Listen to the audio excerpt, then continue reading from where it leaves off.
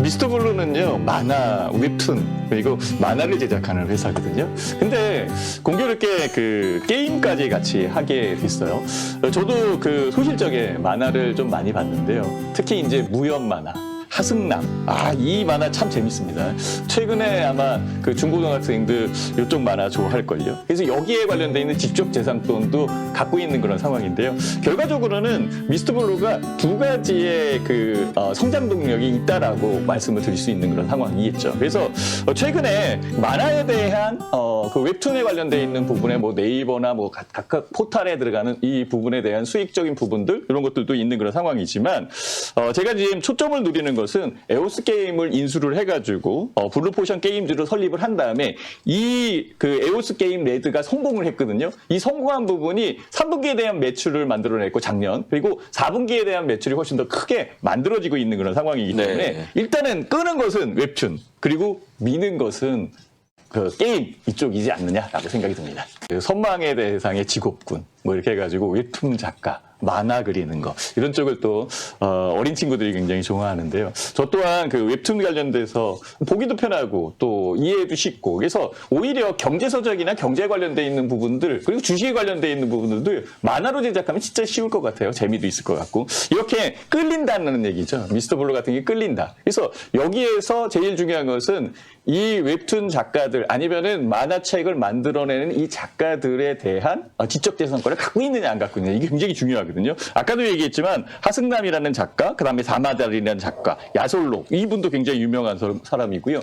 횡성이라는 이분도 마찬가지거든요. 그러니까 이쪽에 관련돼서 이제 지적재산권을 갖고 있고 매해 그 3천여 개의 그 만화를 만들어낸다라고 한다면 굉장히 커다란 그 군을 이루고 있는 그런 상황인 것 같아요. 그리고 또 한국의 이 웹툰 같은 경우에 중국에서도 먹히는 그런 상황이거든요. 어차피 무협 만화 같은 경우에는 고기서 고기이기 때문에 다 이해를 합니다. 제가 좀 더 보고 싶은 거는요.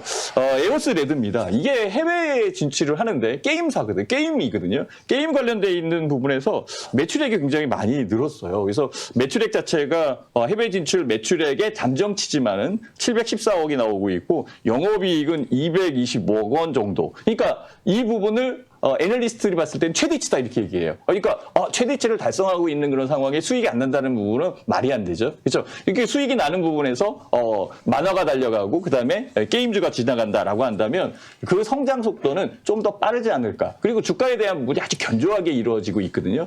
견조하게 이루어지는 부분은 우한폐렴이나 이런 사태에서도 수급이 갖춰져 있다라고 볼 수 있어요. 한번 수급 한번 차트 한번 보시죠. 보면은 삼박자에 대한 부분이 맞아져 있는 그런 상황이다. 그래서 오케이다. 저는 그렇게 생각이 드는데요. 외국인 사고 있죠. 기관 사고 있죠. 그리고 현재 가격 대역에서 신용 매수까지 들어온다라고 한다면 조만간 단기에 움직일 수 있는 종목이다라고 생각이 들어서 제시를 한번 해봅니다. 많이 빠진 거 위주로 해서 골라내야 되고 모멘텀이 있는 그런 상황이 있다라고 한다면 제약바이오에서 셀트리온 헬스케어, 셀트리온 제약 이 중에서 셀트리온 헬스케어는 빼놓을 수 없다. 저는 그 생각이 들어서 가져 나왔습니다. 일단 뭐 셀트리온 헬스케어 같은 경우에는 판매회사죠. 그래서 글로벌 마케팅을 하고 있는 그런 상황인데요. 주류, 원료 의약품에 대한 부분을 넘어섰습니다. 실질적으로 지금 뭐 파이자나 뭐 다른 회사들 같은 경우에도 글로벌 기업들도 원료 의약품 본인이 만들어낸 그 제약, 항암제 이런 것들을요. 오히려 지금 밀려내고 있거든요. 그래서 오히려 바이오시밀러 쪽으로 간다라고까지 얘기를 해요. 그래서 이 부분을 뛰어넘은 거죠. 여기에 판매사인 셀트리온 헬스케어 같은 경우에는 현재 가격이 너무 싸다. 그래서 주류를 넘어섰다라고 이렇게 말씀을 드리는 겁니다. 많이 가벼워졌어요. 가격이 이제 좀 다운되어 있는 그런 상황이고 낮게 형성되어 있는 그런 상태이기 때문에 가벼워진 그런 상황이고요. 제가 특징적으로 보는 것은 바로 이 부분입니다. 로슈라는 제약회사가 있는데요. 로슈 제약회사의 간판 항암제 이 두 종이요. 매출이 반토막 났답니다. 왜 매출이 반토막 냈냐면 이 매출의 반토막에 혁혁한 뭐라 그래 상대편에 서 있는 회사가 바로 삼성 바이오 에피스하고 셀트리온이거든요. 로슈의 그러니까 맙테레와 허세틴. 근데 셀트리온 하면은 딱 쓰이는 게 있잖아요. 램시마, 트룩시마, 그 다음에 허주마 이런 쪽이거든요. 이게 이제 바이오시밀러에 관련돼 있는 그 제재들인데요. 맙테라 같은 경우에 혈액암, 루마티스 관절염, 뭐 자기 면역체에 관련돼 있는 질환들 이런 것들을 처방을 하는 그런 약품들인데요.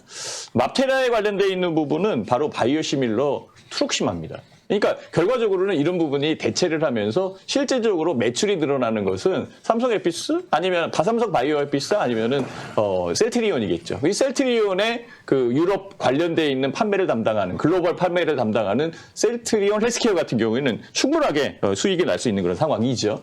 특히 중요한 것은 올해 상반기 쪽에 셀트리온의 허즈마 이쪽이 미국 북미 쪽의 판매 이게 진행된다 발매가 된다라고 이렇게 얘기가 나오거든요. 그렇다면은 셀트리온 헬스케어 같은 경우에는 수익이 더 늘어날 수 있다라고 이렇게 볼 수 있는 겁니다. 그래서 수급을 딱 이렇게 지켜보니까요. 기관들의 매수세가 장난 아니게 들어오더라고요. 여기에 안쪽에 가보면은요. 연기금, 보험권, 그 다음에 투신권 이쪽 이 기관 투자자들이 사고 있다라고 본다면 뭐 실제 그 셀트리온 그룹의 공매도 이런 것들이 많이 나왔었잖아요. 그래서 이런 부분들도 좀 해소가 되면서 주가는 상승할 가능성이 높지 않나라고 생각을 해서 제시해 봅니다.